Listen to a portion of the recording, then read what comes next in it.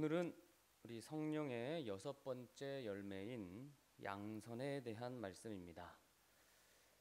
좀 쉬운 말로 해서 우리 그리스도인들이 착하냐 아니면 나쁘냐, 그렇게 좀 쉽게 여러분 질문을 해보고자 합니다. 여러분 한번 스스로 물어보십시오. 여러분은 착한 사람입니까? 아니면 나쁜 사람입니까? 본인에게 나는 착한 사람이냐 나쁜 사람이냐. 그것도 아니면 나쁘지는 않지만 뭐 그렇게 착하지도 않은 그냥 보통인 사람이냐. 여러분 이렇게 질문하는 것은 어떤 뜻인가요? 그 집사님은 너무 착하기만 해. 이게 좋은 의미인가요? 나쁜 의미인가요? 그 아무개는 너무 착하기만 해. 보통 좋을 때 그렇게 얘기해요? 안 좋은 거 얘기할 때 그렇게 얘기해요? 좀 부정적일 때 우리가 그렇게 말을 하죠. 그냥 너무 착하기만 하다. 그런데 결론적으로 말하자면 우리 그리스도인들은 좀 바보 같다는 소리를 들어도 여러분 착해야 합니다. 목사님, 요즘 세상에서는 사실 착하면 못 살아갑니다. 좀 영악하고 단호해야지 우리가 착하게 살면 손해봐요. 손해봅니다. 그 말이 틀린 말은 아니지만 우리가 착하지 않으면 절대로 그리스도인이라는 말을 들을 수 없습니다. 내가 그리스도인이라고 하며 살 수는 있지만 저 세상으로부터 그리스도인이다라는 말은 듣지 못합니다. 오늘 읽은 본문 말씀은 처음으로 그리스도인이라고 불린 아주 유명한 사건이 기록되어 있습니다. 어떻게 그렇게 불렸는지, 또 어떤 상황에서 제자들이 이 안디옥 교회에서 그리스도인이라 불리게 되었는지, 오늘의 말씀을 여기서부터 시작을 하려고 합니다. 여러분 오늘 본문의 위쪽에 있는 11장 22절과 23절을 한번 같이 읽어보도록 하겠습니다. 사도행전 11장 22절과 23절입니다. 시작. 예루살렘 교회가 그가 이르러 하나님의 기뻐하여 모든 사람 주와 함께 머물러 있으라 하나니 아멘. 모 교회인 예루살렘 교회가 이 안디옥의 교회가 세워졌다는 그런 소문을 얘기를 들었습니다. 그 교회에는 헬라인들도 예수를 믿는 그런 역사가 일어나더라. 그래서 예루살렘 교회에서는 그 안디옥 교회가 더 성장할 수 있도록 그곳에 사역자를 파송하기로 결정했어요. 그리고 평신도였던 바나바를 안디옥 교회에 파송합니다. 그러니까 바나바는 평신도 사역자 1호인 셈이죠. 가장 처음으로 파송받은 사람입니다.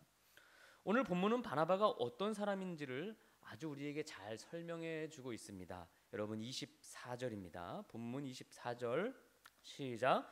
바나바는 착한 사람이요 성령과 믿음이 충만한 사람이라 이에 큰 무리가 주께 더하여 지더라. 아멘. 이런 대단한 칭찬은 사실 성경에서도 굉장히 보기 드문 그런 칭찬이에요. 여러분 보세요. 성령 충만하기도 하고 또 착하기도 하다는 거예요. 아마도 성령의 열매를 맺어서 그가 착한 것 같습니다. 우리 그리스도인들은 착하기만 해서도 안 되고 또 어떤 면에서는 성령 충만하기만 해서도 안 돼요. 성령 충만하면서 착해야 믿는 자들이 늘어난다는 것입니다. 올바로 성령 충만하면 사람이 착해지는 거예요. 왜입니까? 그것이 성령의 뭐라고 했죠? 열매라고 했습니다.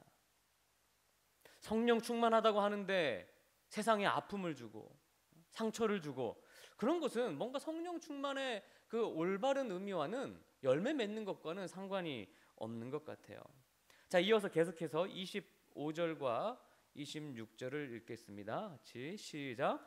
바나바가 사울을 찾으러 다소에 가서 만남에 안디옥에 데리고 와서 둘이 교회에 큰 무리를 가르쳤고 제자들이 안디옥에서 비로소 그리스도인이라 일컬. 아멘. 주석가들에 의하면 이 안디옥 교회에서 교인들이 그리스도인이라 불림을 받은 것에는 바나바와 바울의 역할이 지대한 영향을 끼쳤다는 것에 대해 어느 누구도 이의를 달지 않습니다. 바나바와 바울의 삶을 통해 사람들이 저들은 그리스도인이야, 즉 그리스도를 닮은 사람이야, 또 다른 표현으로 작은 예수야, 예수와 같은 사람들이야, 그렇게 칭했다는 것입니다. 사실 상식적으로는 당연히 예루살렘 교회에서 이 그리스도인이라고 하는 단어가 먼저 시작됐을 법한데 그렇지 않고 안디옥 교회에서 그리스도인이라고 하는 이름이 지어졌고 불러졌다는 거예요. 그것도 교회 안에서가 아니라 세상 사람들이, 교회 밖에 있는 사람들이 저 교회 안에 있는 사람들을 가리켜서 저 사람들은 그리스도인이야, 그리스도를 닮은 사람이야, 이렇게 불렀다는 거죠. 이 일에는 바나바의 영향이 가장 컸다고 그렇게 생각을 합니다. 자, 먼저 여러분, 바나바는 성령과 믿음이 충만한 사람이었습니다. 그러니까 영적인 리더십이 굉장히 뛰어났던 인물이었어요. 온전한 그리스도인은 영적으로 예민하고 여러분 성령 충만해야 합니다. 그리고 하나님의 역사에 대한 분명한 믿음이 있어야죠. 그래야 영적인 리더를 여러분 할 수 있는 거예요. 그 믿음이 없이는 사실 영적 지도자를 해 나갈 수가 없습니다. 바나바는 믿음과 성령이 충만한 그런 리더였다. 그리고 또 하나는요, 바나바는 제일 먼저 사울을 데리러 안디옥에서 다소까지 간 일을 기록하고 있습니다. 그러니까 그가 평신도 사역자로 안디옥 교회에 파송받아서 제일 먼저 한 일이 뭐냐, 저 다소까지 가서 바울을 데려온 일이었어요. 그러니까 그것 때문에 그걸 봐서도 혼자 일하는 인물이 아니라 함께 일하기를 노력했던 사람입니다. 안디옥에서 다소까지는 약 175km 정도 된다고 합니다. 굉장히 긴 거리죠. 그 거리를 걸어가서 바울을 데려와 함께 1년간 사역했어요. 협력할 줄도 알고 사람을 세울 줄도 알고 그리고 믿음과 성령도 충만했습니다. 그런데 이것만으로는 세상 사람들로부터 그리스도이냐 라고 칭함받기는 어려웠다는 거예요. 여기에 한 가지가 더 첨가되었습니다. 바나바는 착한 사람이었다는 겁니다. 착하다. 이게 그리스도인입니다. 참 우리가 요즘에는 이 착하다는 말을 들으면 뭔가 좀 이렇게 수준 낮고 그냥 뭐라고 하죠? 좀 뭐 무식하다고나 할까요? 그냥 너무 좀 착한 게 별로 안 좋게 그렇게 비춰지는 시대잖아요. 그런데 그거 아니라는 거예요. 착해야 된다는 겁니다. 그럼 바나바의 성품을 보자면 마음이 포용적이고 시기하고 질투하지 않고 시샘하지 않고 배려를 잘하고 착했다. 그러니까 이것이 인격적인 리더십이죠. 그러니까 영적으로는 성령 충만하고 믿음이 있는 영적 리더십 플러스 세상 또 이렇게 육적으로는 사람을 사랑하고 배려하고 시샘하지 않고 질투하지 않고 어떤 인격적인 리더십, 그 성품 댐댐이가 초대 교회를 대표할 만한 사람이었습니다. 사도 바울보다도 훨씬 높은 인격을 소유한 사람이 바로 누구냐? 이 바나바였다는 거예요. 여러분 사도행 4장 37절에 보면 바나바에게 성령이 임했을 때 바나바는 자기 밭을 팔아서 사도의 발 앞에 두었다고 기록되어 있는 그런 인물입니다. 그는 가난한 사람들을 돌보고 약자를 돌보는 사람이었어요. 이 바나바라고 하는 이름 자체의 뜻이 뭐냐면 성령님과 같은 이름이에요. 뜻이에요. 위로자라고 하는 뜻입니다. 사람들을 위로하고 도와주고 특별히 보이지 않는 사람들을, 그는 언제나 일보다 사람을 중요시 생각했어요. 드러난 사람보다 보이지 않는 사람들을 중요하게 생각했어요. 또 상처받은 사람들을 찾아가서 치유해주고 고쳐주었던 참 착했던 그런 사람이 바로 여러분 바나바입니다. 그러니 이 바나바가 나가서 전도하니까 여러분 전도의 열매가 맺히고 오늘 말씀처럼 믿는 사람의 수가 더해졌다, 부흥이 됐다, 그렇게 기록합니다. 인격이 없으면 예수를 전하는 것도 있지만 예수 외에 상처를 전하기도 합니다. 그러니까 여러분 잘 생각해 봐야 돼요. 내가 왜 전도하면 왜 전도의 열매가 안 맺힐까? 거기에는요 우리가 착하지 않은 이유가 굉장히 크게 작용합니다. 그렇기 때문에 우리가 그리스도인이라고 칭함받으려면 반드시 이 양선이라고 하는 성령의 열매를 맺어야만 하는 것이에요. 자, 여러분 에베소서 5장에 있는 말씀을 한번 같이 읽어봅니다. 에베소서 5장 8절부터 11절의 말씀입니다. 에베소서 5장 8절에 11절 같이 읽습니다. 시작. 너희가 전에는 어둠이더니 이제는 주 안에서 빛이라. 빛의 열매는 모든 착함과 의로움과 진실함에 있느니라. 주를 기쁘시게 할 것이 무엇인가 시험하여 보라. 너희는 열매 없는 어둠의 일에 참여하지 말고 도리어 책망하라. 아멘. 빛의 열매, 즉 신앙의 열매는 착함과 의로움과 진실함이래요.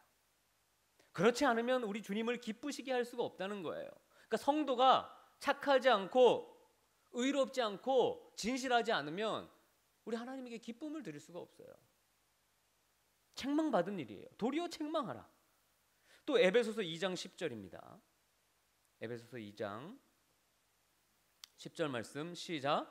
우리는 그가 만드신 바라 그리스도 예수 안에서 선한 일을 위하여 지으심을 받은 자니 이 일은 하나님이 전에 예비하사 우리로 그 가운데서 행하게 하려 하심이니라. 아멘. 바울은 에베소 교인들에게 우리가 선한 일을 위하여 지음 받았다고 말씀합니다. 여기 앉아있는 저와 여러분들 왜 하나님이 창조하셨고 왜 이 예배를 드린 이 자리에 불렀냐? 여러분을 통하여 선한 일을 하게 하시려는 거예요.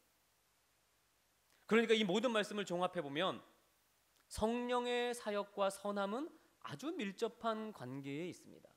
그래서 바나바는 착한 사람이요 성령과 믿음이 충만한 사람으로 묘사가 된 것입니다. 그러니까 우리가 성령 충만하고 믿음이 있으면 착해지고 착한 사람은 성령 충만과 믿음이 있기가 쉽고 연관되어 있는 거예요.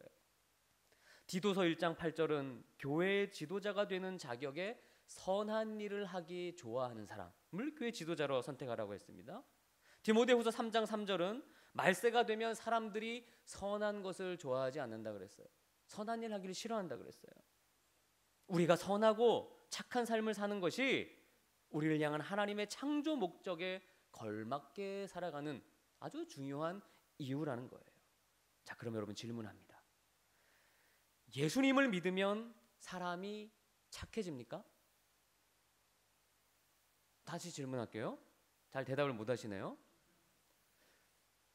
예수님을 정말로 진실하게 믿으면 여러분 사람이 변화되고 착해집니까? 그렇습니다. 왜요? 성령의 열매라고 하지 않습니까? 성령의 열매라잖아요. 우리가 예수님을 제대로 믿고 성령 받으면 그 열매로서 우리에게 선함이 나타나게 되어 있다는 거예요.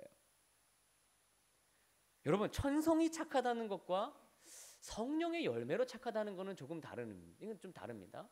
그 사람은 원래 천성적으로 착해. 그것과 성령의 열매로 착해졌어. 이건 좀 구분시켜야 할 필요는 있습니다.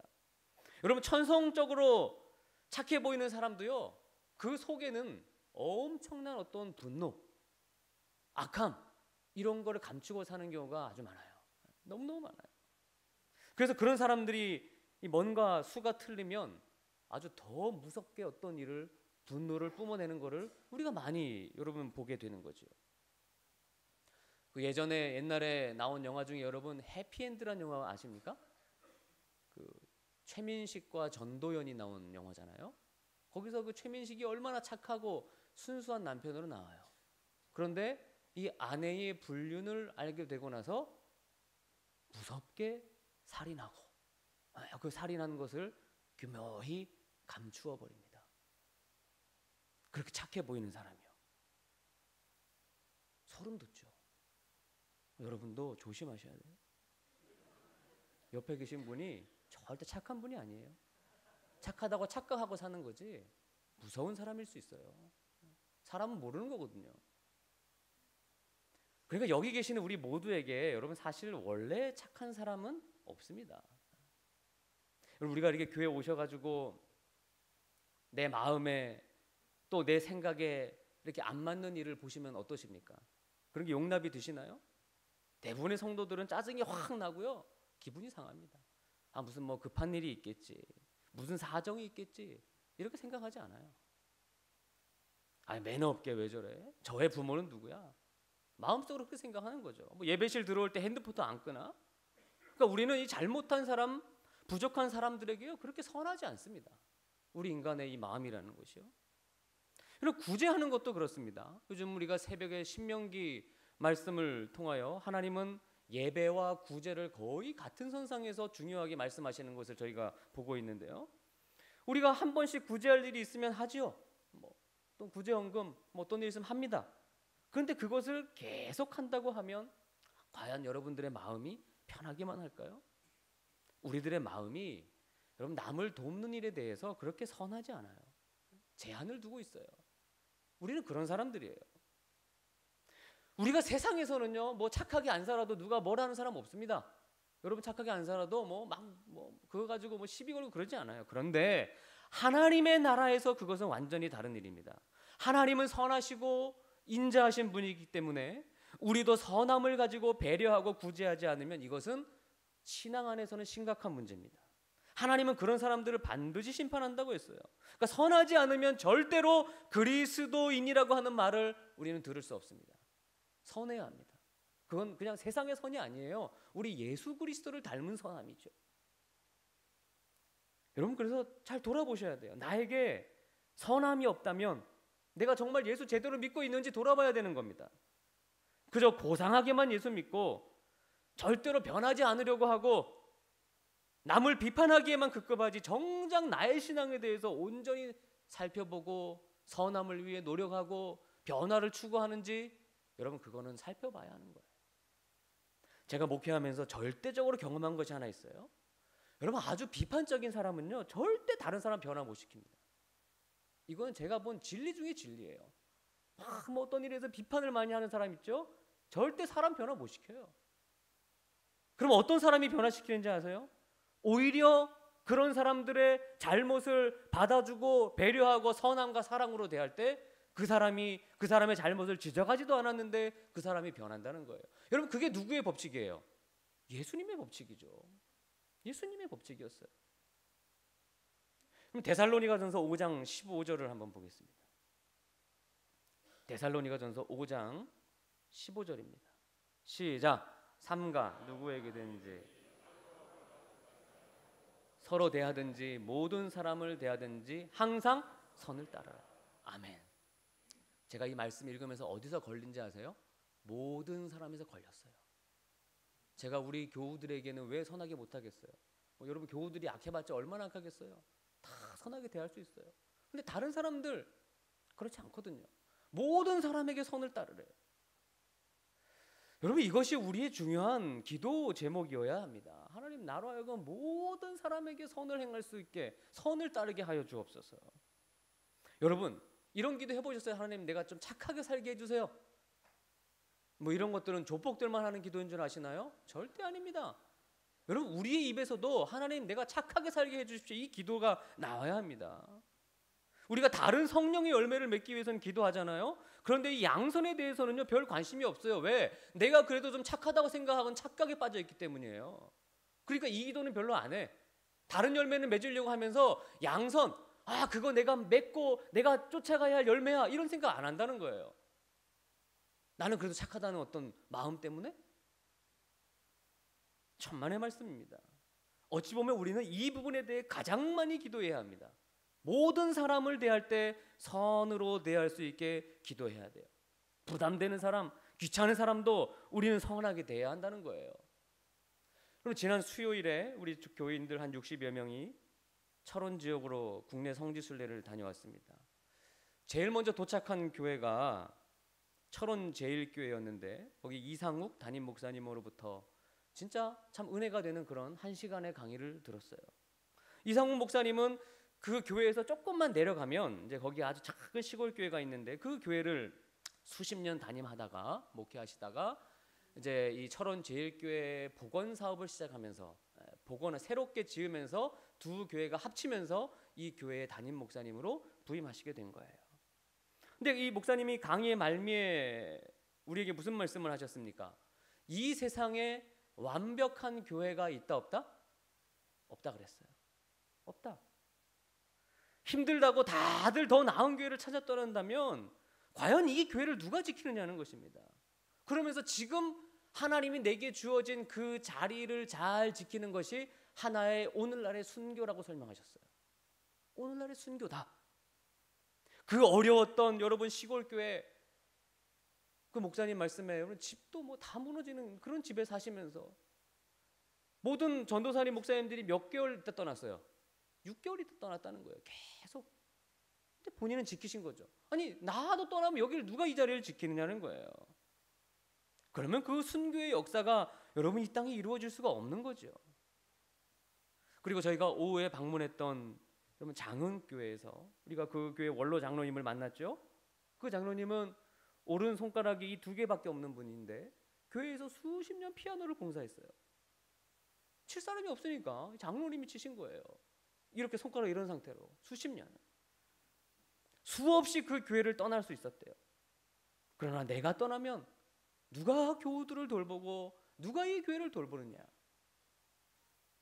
여러분 다른 사람이 선해지기를 기대하지 말고 여러분 자신이 선해지기를 기도하고 노력하십시오. 우리는 그것을 보는 그리스도인들은 그것을 봐야 되는 거예요. 다른 사람 보길 시간이 없어. 내가 선해지기도 바쁜 거예요.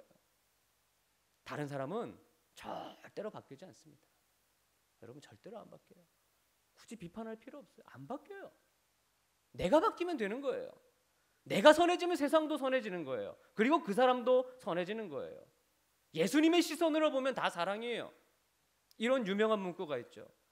배려고 생각하면 풀 아닌 것이 없고 품으려고 생각하면 꽃 아닌 것이 없다. 얼마나 멋지고 아름다운 문장입니까? 자풀도 자세히 보면 꽃이라는 말입니다. 우리가 누군가를 미워하거나 누군가를 사랑한다는 거, 그거 정말 주관적인 거라는 걸 여러분 명심하셔야 돼요.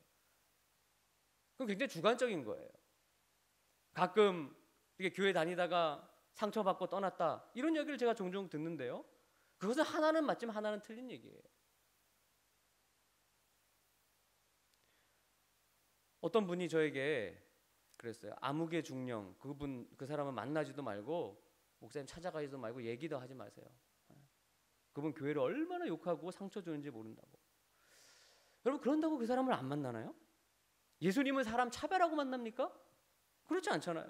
내가 싫다고 안 가나요? 그럼 누가 그 영혼을 구원해요? 다 싫다고 해도 나는 가야죠. 만나러 가야지 않겠습니까? 예수님은 당연히 그 사람을 여러분 만나지 않겠습니까? 하나님 제가 모든 사람에게 그 사람이 어떤 사람이든지 간에 선으로 대할 수 있게 하옵소서. 이것이 우리의 기도 제목이어야 한다는 것입니다. 여러분이 있는 지금 그 자리가 가장 순교하기 좋은 자리라는 거예요. 하나님이 가장 필요하고 우리가 살아야 할 곳으로 우리를 보내셨다는 거. 여러분 그 믿음이 있으시기를 주의 이름으로 축원합니다. 최근 서점에서 가장 많이 팔리고 있는 책이 아주대병원 이국종 교수님이 쓴 그 2권의 책이죠. 제목이 뭡니까? 골든아워라고 하는 책입니다. 그동안 수많은 어려움 속에 꾸려왔던 이 외상병원의 숱한 기록들을 기록해 놓은 책이에요. 이국종 교수님의 아버지는 6.25 전쟁에서 이 얼굴과 몸에 부상을 입은 장애 2급 국가유공자였습니다. 그러나 그것이 이 아들에게는 참 좋은 일만은 아니었어요. 친구들이 놀리니까 병신의 아들이다 그렇게 놀렸다는 거예요. 너무 가난했던 집안 형편 때문에 아버지는 술을 자주 마셨고 술을 마시고 오면 늘 자기를 불러놓고 술주정처럼 그냥 아들아 미안하다 그러셨대요. 이국종 교수님이 중학교 다닐 때 축농증을 아주 심하게 앓고 있어서 병원을 찾아갔는데 돈이 없으니까 이 국가유공자 그 의료복지 카드가 있었는데 그것을 이렇게 병원에 보여줬다는 거예요. 그러니까 병원 관계자들이 그냥 반응이 싸늘한 겁니다. 다른 병원 가봐라. 돈 내라. 그렇게 수많은 병원에서 문전박대를 당했습니다. 그때만 해도 우리 이 병원들이 어떤 장애인과 그 가족들에 대한 그런 것들이 없었기 때문에 어려운 거죠. 그렇게 병원을 옮겨 다니던 중에 한 병원에서 그는 자기의 인생을 변화시켜주는 그런 의사 선생님을 만나게 됩니다. 그는 이국종 이 학생이 내민 그 국가유공자 복지 카드를 보고 이렇게 말했어요. 이야, 너희 아버지 진짜 훌륭한 분이시구나. 너희 아버지 정말 훌륭한 분이시구나. 그 의사 선생님은 돈을 받지 않고 정성껏 치료도 해주고 격려도 해주었습니다. 그러니까 그분 때문에 이국종 교수님은 이제 공부 열심히 해가지고 내가 가난한 사람들을 돕는 의사가 되겠다고 결심을 했고 그때 자기의 지금도 바뀌지 않는 그런 원칙을 소신을 하나 세웠다는 거죠. 그게 뭡니까? 환자는 돈 낸 만큼이 아니라 아픈 만큼 치료받아야 한다. 이 원칙을 세웠다는 거예요. 그래서 지금도 중증 외상 환자를 위해 잠도 안 자고 본인 몸이 망가지고 있음에도 불구하고, 그러니까 본인이 생각하는 본인 한 5년 정도밖에 남지 않았대요. 자기가 자기 몸을 잘 아니까 앞으로 한 5년 안에 이제 자기는 일을 할 수 없다는 거죠. 이렇게 그렇게 전국을 돌아다니며 뛰고 있는 거예요. 그러니까 그 선한 의사 선생님 한 분 때문에 이분이 이렇게 훌륭한 의사 선생님 될 수 있었고, 이분 때문에 수많은 사람들의 생명을 여러분 살릴 수 있게 된 거예요. 거기에는 그 선한 선생님 한 분이 자리 잡고 있는 겁니다. 여러분, 선함은 그렇게 큰 능력과 힘이 있는 것입니다. 여러분, 우리의 본성은 굉장히 악하고 사실 우리에게 선한 것이라고는 눈꼽만큼도 찾아볼 수 없지만, 그러나 예수님은 능히 우리를 선하게 고치시는 분이십니다. 할렐루야. 우리가 성령의 열매를 맺으면 우리 안에도 선함이 찾아오게 되는 것입니다. 그래서 오직 예수님을 의지하고 예수님을 모시고 살아가는 거예요. 사람을 만날 때마다 내가 앞장서는 게 아니라 예수님을 앞세우고, 심지어는 말 한마디를 할 때도 예수님의 입술을 앞세우고, 행동 하나를 해도 예수님을 앞세워서 행동을 해야 되는 거예요. 그래야 나에게서 선함이 나가고 그 선함을 통해서 믿는 자들이 늘어나는 역사가 일어나게 된다는 것입니다. 사랑하는 여러분, 양선의 열매를 맺으시기를 주님의 이름으로 축원합니다. 세상 사람들이 우리 해군 중앙교회 교인들을 가리켜 정말 착한 분이야, 선한 분이야, 여러분 이런 얘기를 들어요. 그분은 교회도 열심히 다니지만 선한 분이야. 그럴 때 역사가 있는 거예요. 비판하기보다 배려하고, 지적하기보다 사랑하고 고쳐주고, 그렇게 선함, 모든 사람에게 여러분 선함의 열매를 맺을 수 있는 저와 여러분 되시기를 주님의 이름으로 축원합니다. 기도하겠습니다.